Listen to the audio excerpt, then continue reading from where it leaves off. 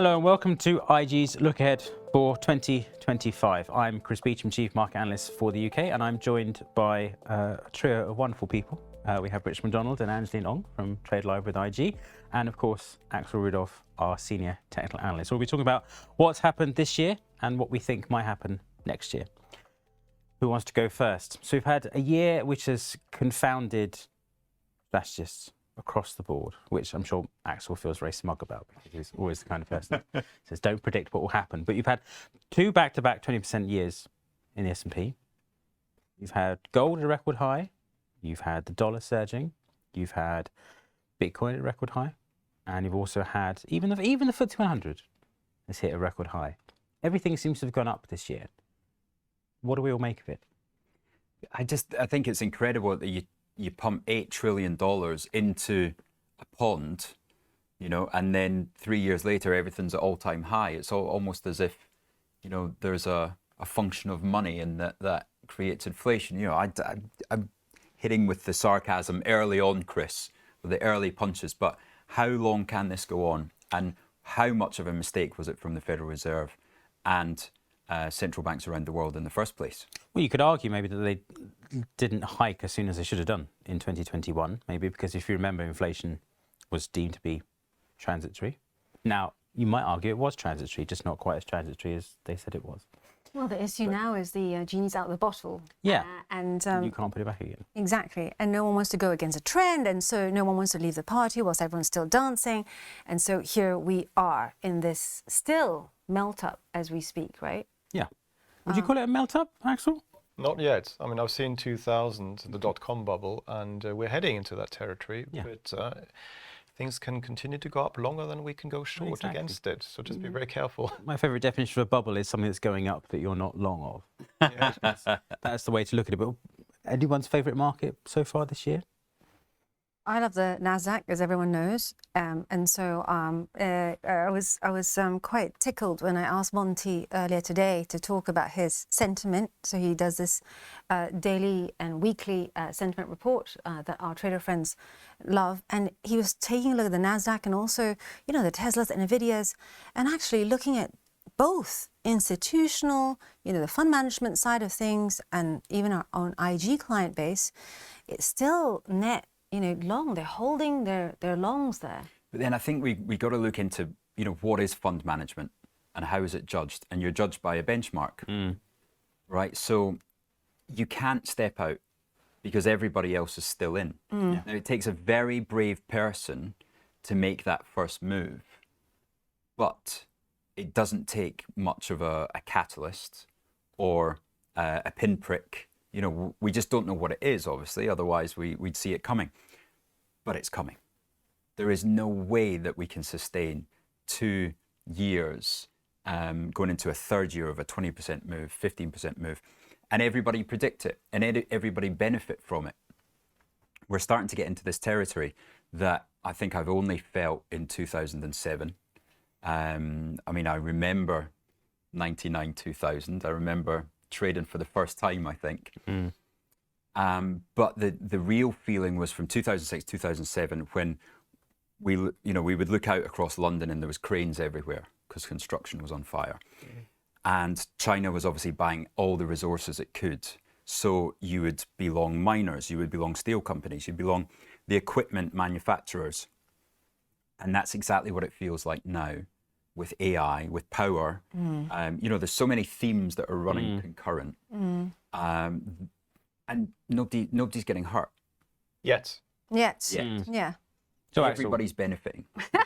If you look at fund managers on the Bank of America fund manager survey just showed us that we are now at record levels with regards to investments in equities. They don't hold any cash whatsoever.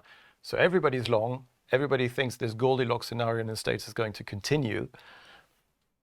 I don't think it can, as you say, Rich, for a third consecutive year. Then I look back for the last time that sort of happened. The last time it's really gone that way, it's gone from being net cash to very high allocations to stocks, was sort of 2009 to 2011, and it sort of peaked about February 2011. But you had a big surge into the back half of 2010, and it was another 6, 7, 8 months before you finally had then it was a sort of 200-300 point drop in the S&P. So if you increase that now, it's sort of what, 1,200-1,500 points. We're not talking about 1929 style levels, but well, we never know. We don't. Well, know. no, of course. But what I would also look at. But we do. Sorry, Axel. But we know the central banks step in now, because the very first sign of any trouble, and the central banks seem to think that they're there to ride to the rescue. So this is why people have become so complacent, because you've got that Fed put now, and that's why I think you need to look at gold. You need to look, at your stable, fixed supply.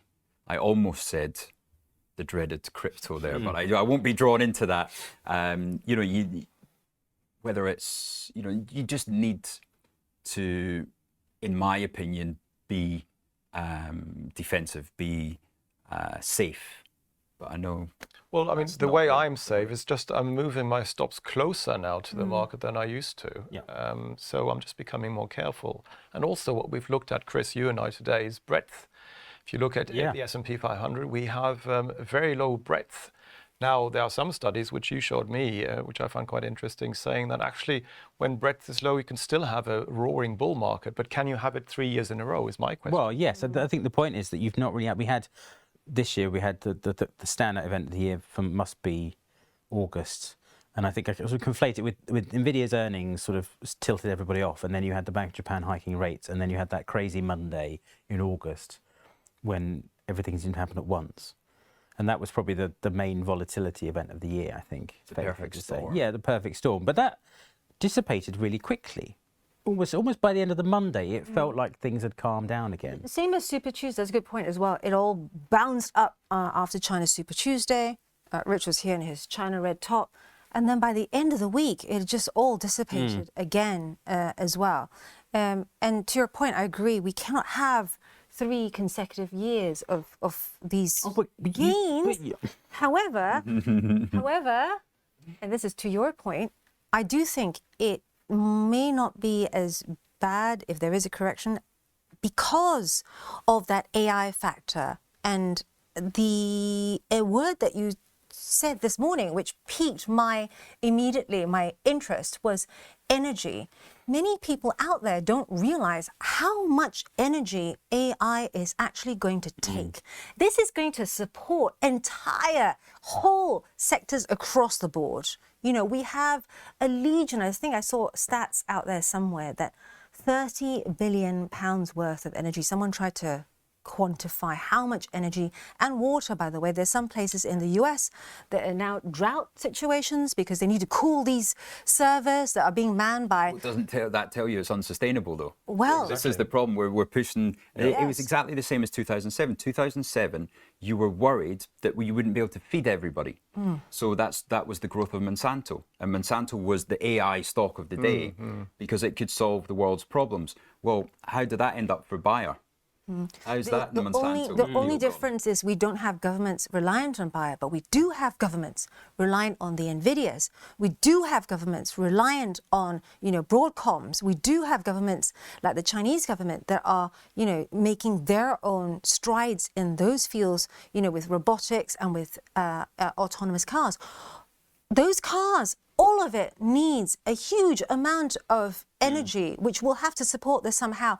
We're even talking about AI now spurring the return to coal-based energy, right, across the world. So there is a lot of demand, if you like, for that. And when it reaches across sectors and countries and governments to change regulation to support that, then you're dealing with potentially a different landscape for markets. Yeah. But if you look at energy, for example, let's take the UK as an example. Even disregarding all of AI, we haven't got the energy. If you wanted to switch all to electric cars tomorrow, we wouldn't even be able to support it. We haven't got the infrastructure. We haven't got any of these investments. It takes a lot of time. So what will happen in the meantime, as you say, Richard, is that we might actually get suddenly the market waking up and saying, well, hold on, we can't sustain this anymore. And then we might get a correction. So we've had NASDAQ, your market for the year, Nasdaq. Yeah, so it was the first trade of the week, and you're not next allowed year to we're say just one. going You have to have a conversation. You can't have I mean, Nasdaq, you which know, is I a love the market DAX, and the DAX is really fascinating because Axel loves the DAX. basically, because I trade it, and also because I've traded for 30 years, I pretty well know how it's working. But and when I say that, I mean the volatility, not, you know, I don't have any inside information, but it is really the big beneficiary of the French political turmoil, is it? And the fantastic thing for people along the DAX is it's up 21%, so it's outperforming all the other European indices. Still underperforming some of the US ones, but if you look at the German political situation, it's actually not better than the French. I mean, we had a no confidence vote yesterday. The situation's almost even worse. And the economic situation is worse. I was going to come to that. So how come the DAX is making new all-time highs? It's the odd one, isn't it? Apart from SAP, which is Yeah. the big weight. What is the weight of SAP in the DAX these days? I don't know. It's pretty It's large. the biggest one, yeah. Well, I don't know the exact Or number. could it just be fund managers going, well, we can't put it in, Well, that's in the exactly CAC. it. So where's the next safest place, right? In Europe, and they have to allocate to somewhere in Europe, and therefore it's Germany. Yeah. And it's the largest economy. Okay. And then within Germany, then, you know, they don't want to be long the German autos. So then they get hit even further and the money's moved into. So I'd like to see the breadth of German.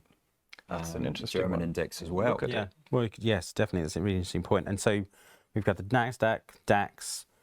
Pick something that isn't an index. Come on, Gold. pick them. Gold. Okay, that's good. Yeah, one of our most Absolutely. popular markets, but record highs. It's the only thing that can let me sleep at night. Yeah. You know, I barbarous could not be relic. long. Today, it's just, I think, broken through this morning where we were on a show. It looks like it's, from a technical viewpoint, starting to head higher again. But, you know, gold. I'm not talking about, you know, a 3,000 target, 3,500. I think it goes to 5,000. Because I think you start to see in 2025, you start to see the creaks come into the financial system again. And we, you know, you hear me talk about it so often, Chris, the sustainability. Where's my buzzer? Yeah, the sustainability of the debt path and the being able to pay, because it doesn't look like inflation is going to suddenly turn down again. And funnily enough, the wealth effect and, you know, continues to drive that consumer confidence. So the consumer's not slowing down. So I think 2025 is all about the re-emergence of inflation. And I think that means that the bond vigilantes will come into the US market at some point, and treasuries are going to start to get a little bit scary. And you know, we've already seen the 10-year in the UK. That's the highest of all the G8s. Yeah. You know, are we immune here? I don't think we are. No, I don't think so. I mean, if you said to me at the beginning of this year that French government debt would be more expensive than Greek, I know it was only for a few days, but I would have called you mad. And if you said to me that CAC 40 would be down 2% at the moment year to date, I would also have said, well, this is ridiculous. So does this mean Italy's the safest place in Europe right now? Can we? Well, some people, that's why, you know, some investors who shorted the CAC 40 last week basically were so surprised, or 2 weeks ago, that it rallied, but basically they were too late to the game, because it was more sell the rumor, buy the fact, buy back your shorts. So at the moment, fund managers are actually getting slowly back into again, I think, dabbling with the CAC 40 again. Back to gold. I also like it not just from a safe haven point of view, but you need gold for all forms of technical goods. You know, It's an industrial metal as well. Industrial metal and quantum computers need it. And you know, let's face it. Rich has seen my laptops grow on my desk. He's got a picture, you know, and thanks to IG's very, very high levels of security. But you've got 3 laptops, got 2 mobile phones, big screen there. We're surrounded by machines, people. All these machines, including the quantum computing and the things that drive the LLMs, XPUs, the GPUs. All that's going to be needing gold, and so will exploration into space. I know it's a lot way off, but all that's going to feed into on top of that safe haven sentiment. And if you have something with US treasuries, you're bound to get central banks buying more gold again, which is a big feature of this year, wasn't it? Chinese central bank. They buying never up gold. actually ever say how much they. Oh no, of course not. Never talk about your trades. The moment you talk about a trade, it's usually the sign that it's going to go wrong. At least I always found. So that's 2024, and we obviously had political events as well. Most obviously, the election, the re-election. Can we call it re-election? The election again. The Labour Party? Of the Labour Party, yes. But also, the more importantly, I think, in the only economy that matters, the election of Donald Trump as president again of the United States. The first president since... I read that recently. Yeah, there's one other guy that has served non-consecutive terms. He's the fourth. It's an orange cat, that's your clue. Orange Garfield. President Garfield was the only other one to serve non-consecutive terms. So there you go. First one since about 1890, so that's interesting. But obviously he comes into office early January. Where do we go from here? What's our, as we peer ahead into we look into our crystal ball, into 2025, what do we think happens from here? I think he's going to be like before. He's going to have a lot of saber rattling, tariffs, he's going to launch it left, right and centre. But as per usual, you have your talks, and we already see this mood music change, Rich, right? In the last 2 weeks, from trade war to trade talks. And he's then even invited Xi Jinping, although he's not coming, but he did say she come over for the inauguration. So it's an interesting... Did he actually say she come over for the... Well, no, I'm sure he said, hey, you. Hey, you, yeah, you. Yeah. But we're going to see, this sort of pulling back, right? Shooting above the bows, pulling back. And then the tariffs aren't going to be as bad as thought on both sides, because China will hit back as well. Was this becoming too complacent a narrative, though? Across the board in every single... We've done the whole... He goes for the... I'm guilty of saying this myself. He goes for the negotiation, and then it comes down to a lower level. This time around, it's his last go. So does it go for broke? And the team that he's built around him. Well, yeah, this is the thing, isn't it? He knows... we know how it worked last time. You don't waste the first... With any new government, it's don't waste the first 100 days, because that's the biggest chance you have to get done. He has both houses with him. Are we almost understating the risk that he actually really does pressure everybody else? Chris, you know what the biggest risk I think is? Go on. The fact that we've got Elon Musk and him in the same room. How long are those two egos going to get along for? How long can they, work together for before it all kind of falls apart? Which is why it might be a case of buying the rumor, which we've all done over the last few weeks, and perhaps sell the fact in the first quarter of next year. I don't know. I just think at some stage we will have a slowdown, at least in upward momentum. And then the question is, are we just going to have a 10% correction, or is this going to be something... What if it's like 2017? If you remember, quiet, strong rally, no more than, 2 or 3% sell-off almost all year? But I think that because we and all the algorithms knew that was 2017, it's been packed into the last, I think so too. 6 weeks. Maybe. So all the returns have been brought forward. Yeah. If you look at people massively underweight the US in 2016, there was a lot more caution. This time they've already front-run that. So it's a very different dynamic. And there was the huge benefit that he manipulated taxes lower. So the S&P earnings were automatically 15% higher. So you almost had justification for that big move in 2017. What about oil prices? We'll talk about oil prices because we've not really covered it. It's not been a great year for oil, to say the least. You've had the first ever direct conflict between Iran and Israel, which I think is a moment that, though it's gone off with very little consequences, very few consequences, you can't understate the fact that the two big beasts of the Middle East have finally decided to start having a pop at each other. What does that mean for oil prices? What happens with oil next year? Remembering that it's now oversupplied. Does that continue? I think I'm more lent towards weaker oil prices, to stay weak, at least in the first half of next year. And with Trump in play, the fastest way of him getting Americans feeling like they've got more money in the pocket is to get prices down at the pump. I mean, it's incredible, isn't it? People in Chicago, they're complaining it for $3.50 a gallon. Everything's relative. I know. And then the Texans it's even cheaper over there. And even then, it's like when they look at us, they laugh at how much we have to pay for petrol, for cars in general. But I think it will be weighed, shall we say, But look, had we had this same discussion a year ago, and had we said, oh, there's going to be this big war between Iran and Israel, we would have said oil price at $100. Yes, exactly. It's another lesson in trying not to predict what the market will do, because even though you know what will happen, or know what the event is going to be, you don't know what the market reaction's going to be. So oil, Europe, we should talk about Europe. These things might go well. Where are we now? So German elections, February? 23rd, yes. 23rd of February, and that's for the Bundestag. The parliament, exactly. Yeah. So, and then they don't walk into office and start getting policies out week one. No. It's like everywhere it takes a long time, yes. Yeah. So You need to have a long time. Germany is. You need to have coalition talks. I mean, look at France.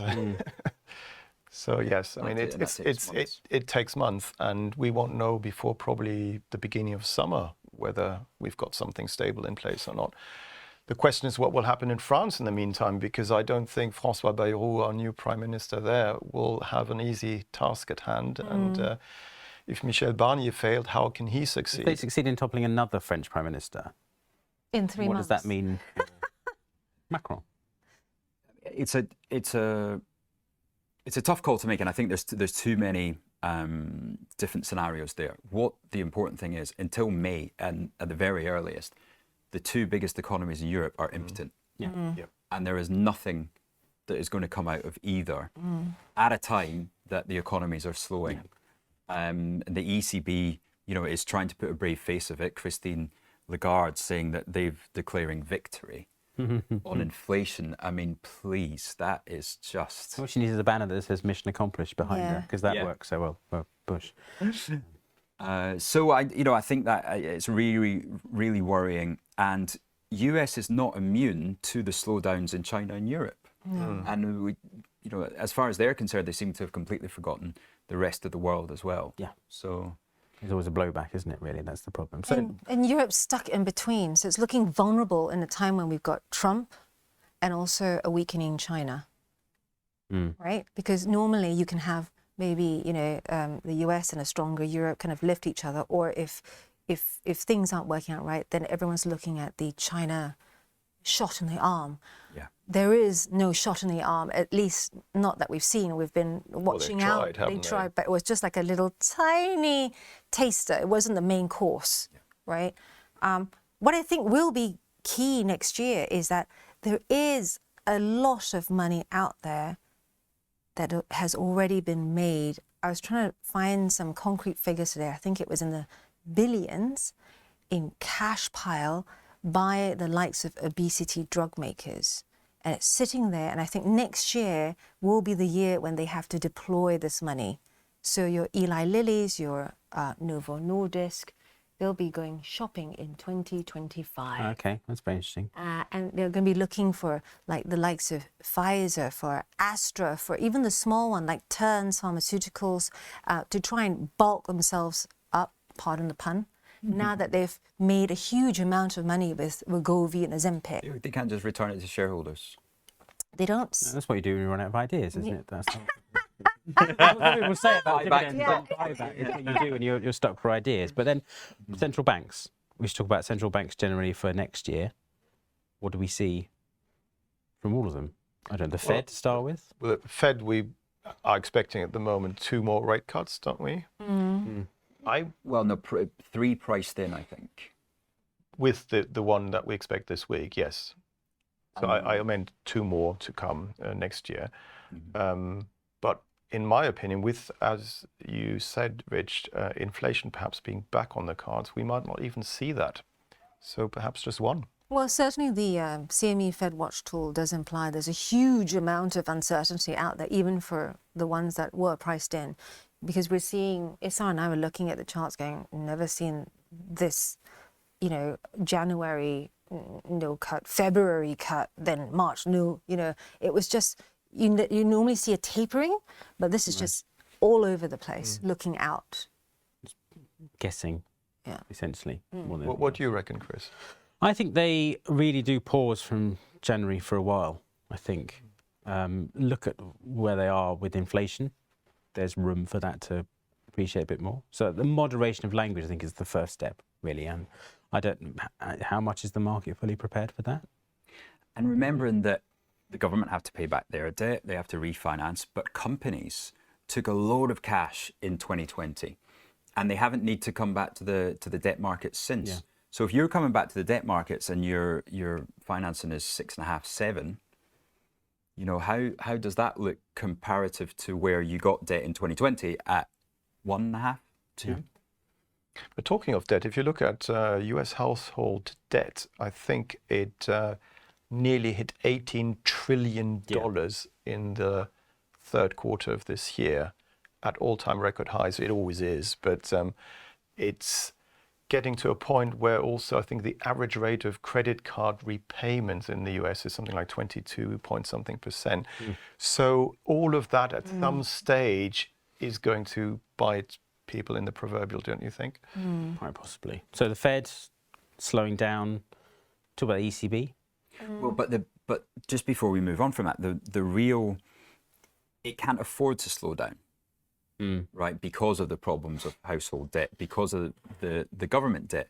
So, you know, where do you get that? Do they continue? Do they raise their inflation target to 2.5% rather than 2%? Because they're not going to hit 2 over the long term. I think that's And if they coming do anywhere. it, I think if the prime time for them to do it will be the summer months, because my memory serves me right, if they compare it with the inflation rate in the summer just past, then we're going to see a huge comparison, right? Well, then you get a collapse in the bond market and pension funds start to have serious funding problems again. So that could be the, you know, number one on the list of what could stop this bull market. Yeah. Well, it's a fund. It's a fairly big one. All this is saying to me is, and buy gold, buy more gold, buy more gold. Royal Mint, by the way, apparently is about to push out a new tranche of physical gold. Oh, right. Get it now. Yeah. So the ECB continues to cut. Do they have to go more next year? I think they're forced to, aren't they? Yeah. Yeah, so Lack of which, activity. therefore, you've got a euro, forget parity, parity's done.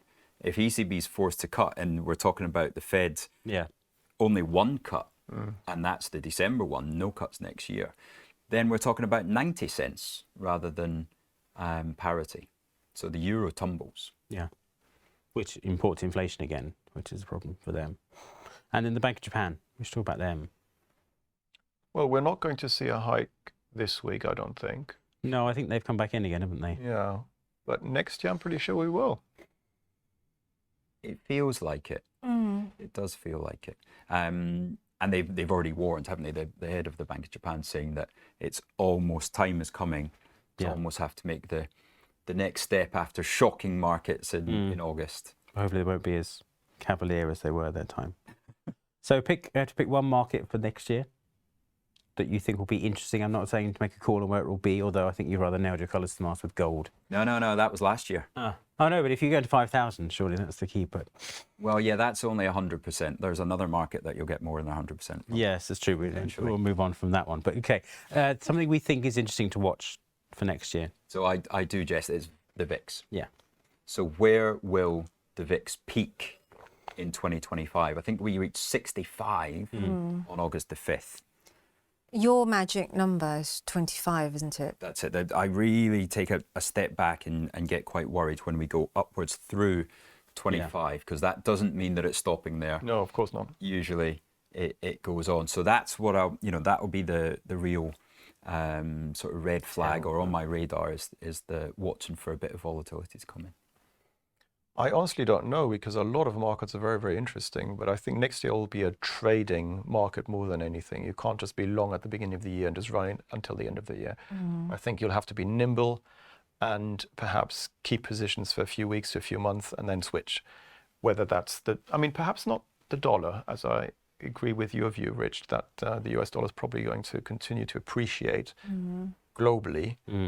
And perhaps you can trade that against the British pound or the euro, for example. But I concur with Axel. If we're looking at indices, then you need to understand how the mood of the market is changing, and you'd be in and out, and be prepared to change your theory as we go along, because we have so many different moving parts and dates priced in where it could really shape the markets. We've got the inauguration on the 20th. Prior to that, we've got the 7th of January, the NVIDIA CES party. They don't call it party, but the great unveil. Right. I've been told to people that if you can get a ticket into that, do go in, because it is absolutely mental, and Peking duck and champagne coming off the walls kind of Very thing. much a top mark. I was going to say, whenever the mining conference in Miami was always the peak, and it was in crypto in 2021 as well. Yeah. So that could be, That mood music really does and can set the tone. If they come up with bad news, then it could shake, whatever you've got in mind. Your theory has to shift quite nimbly. But I think the most interesting market for me will be I'm looking closely at the energy producers tied closely to the Broadcoms. I'm also waiting to hear what Broadcom Avago says about its GPU, XPU. So they're building the veins. NVIDIA's got the heart, if you like, but it's very expensive. They're building the GPUs, the heart of the engine. But as the veins get better and Broadcom can service this part, and their chips are like the veins of the market, they're hoping that more and more of the market take to their chip, and this might erode NVIDIA's market share. So I'm looking at that and the energy play. Plus a lot of this M&A that I expect to see starting next year with the obesity sector, obesity drug sector. Did you know that currently around 7 people in the US out of 10 use these drugs, whether it's for obesity or just for beauty, and it's going to be a huge growth market here, because currently in Europe, numbers show only 2 in 10 take these drugs. And these are only the ones that... Are we more healthy in the first place? Oh, one would hope Not so. in the UK. Yeah. No. That's only you, Rich. What about you, Chris? Your favourite play? I think the interesting to watch will be we see continued departures in the FTSE 100. That's the first thing we're watching, because it seems to lose one major company is unfortunate, 2 is careless, and after that it starts to become a trend, doesn't it really? So that's the number of companies we think will just continue to up sticks. But in some ways, talking to you three makes me more optimistic about US markets. Everyone, I understand that everyone seems to have issued the target for next year being 7,000. It'll be up another 1,000 points because we were on the last year, so this year it definitely work. Yeah. But it's always that, it's gone up enough, it can't go up anymore. But I'm slightly cautious. I think it looks awfully toppy in the short term. It's not a case of I wouldn't blindly rush in now and buy it at 45,000 or wherever the Dow is now, 40,000 points lower. But it's still, I think it might still shock people a little bit. I guess the question is then, what do you see for earnings growth? So 13% earnings growth is already priced in, so it has to be higher. Well, this is the thing, isn't it, really? I think a nice sort of... The first half's a very wide sort of time frame to give it, but if you had a nice sell-off in the first half of some degree, that could do an awful lot to just reset expectations. Because that's what you want. If you want the market to go higher, you should still hope that it actually has a bit of a sell-off, because if it goes up and up without interruption... That's not healthy. The hangover is always the problem, I think, and that's the risk. So if there was something just enough to spook people, a little bit like 2023, remember the Silicon Valley Bank stuff? That really shook people. That came out of nowhere. Yeah, that did more or less come out of nowhere. Or 2008, we had Jerome Kerviel of Soc Gen that had taken a position along the Euro stocks. And a gentleman I actually had dinner with a few years later was locked in a room such as this, and he couldn't see any screens, that he didn't know what the market was doing. He had to sit there and sell billion after billion after billion of Euro stocks.